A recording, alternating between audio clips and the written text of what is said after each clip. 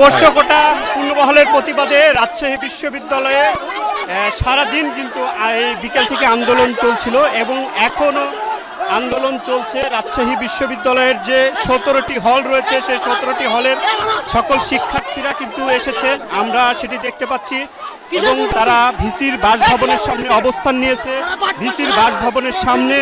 তারা অবস্থান নিয়ে ভিসির সাথে কথা বলতে চাচ্ছে। এর আগে বিকেলে যেমনটি হয়েছে পোষ্যকোটার প্রতিবাদে আমরা দেখেছি রাজশাহী বিশ্ববিদ্যালয়ে ঠিক প্রশাসন ভবনের সামনে গতকাল 6টা থেকে কয়েকজন শিক্ষার্থী তারা অনশনে বসেছিল। এর মধ্যে কয়েকজন শিক্ষার্থী অসুস্থ হয়ে হাসপাতালে তারা ভর্তি হয়েছে এবং এখন পর্যন্ত তারপরে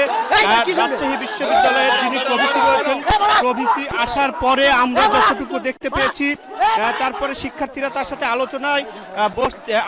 কথা বলতে চাওয়ার এক পর্যায়ে যতটুকু দেখেছি যে শিক্ষার্থীদের সাথে প্রভিসি এবং রাজশাহী বিশ্ববিদ্যালয়ের শিক্ষক কর্মকর্তা কর্মচারীদের সাথে ধস্তাধস্তি হাতাহাতির যে ঘটনাটি সেটি দেখেছি এবং এখন পর্যন্ত বলা যায় যে এই বিকেল 4টা থেকে রাজশাহী বিশ্ববিদ্যালয়ের যে জুবেরি ভবন ছিল, জুবেরি ভবনে কিন্তু শিক্ষার্থী এবং কর্মকর্তা কর্মচারীদের যে হাতাহাতির ঘটনা, এর পরে আমরা যতদূর দেখেছি যে শিক্ষার্থীরা রাস্তায় বেরিয়ে পড়েছে এবং সন্ধ্যা থেকে রাজশাহী বিশ্ববিদ্যালয়ের যে জুবেরি ভবন ছিল জুবেরি ভবনে তারা অবস্থান নিয়ে ভিসির পদত্যাগ সহ এবং এই পোষ্যকোটা পূর্ণবহালের প্রতিবাদে তারা আন্দোলন চালিয়ে যাচ্ছেন এবং এখন পর্যন্ত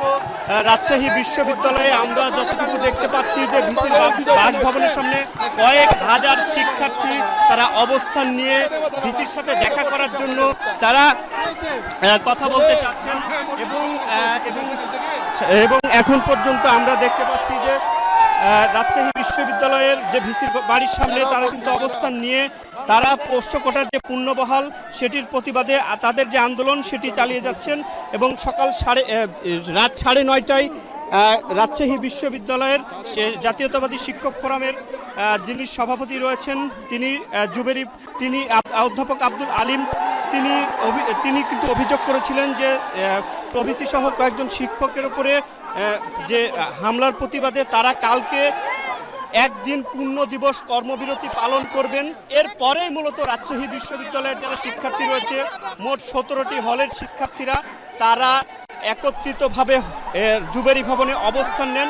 এবং এখন রাজশাহী বিশ্ববিদ্যালয়ের যে প্যারিস রোড রয়েছে গোটা প্যারিস রোডেই কিন্তু রাজশাহী বিশ্ববিদ্যালয়ের কয়েক হাজার শিক্ষার্থী তারা অবস্থান নিয়েছেন, ভিসির সাথে দেখা করবেন এবং পোষ্যকোটা পূর্ণবহালের যে প্রতিবাদে এবং 25 তারিখে তারা রাষ্ট্র নির্বাচন সেটি চান এবং এখন পর্যন্ত প্রশাসনের পক্ষ থেকে এবং রাজশাহী বিশ্ববিদ্যালয়ের ভিসি তিনি কিন্তু শিক্ষার্থীদের সাথে যে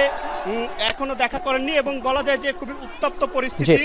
তার আগে আমরা দেখছিলাম সেটাই আসলে একেবারে উত্তপ্ত পরিস্থিতি, পোষ্যকোটা বাতিল ঘিরে অনেকটা মুখোমুখি অবস্থানে শিক্ষক কর্মচারী এবং শিক্ষার্থীরা। ধন্যবাদ আপনাকে।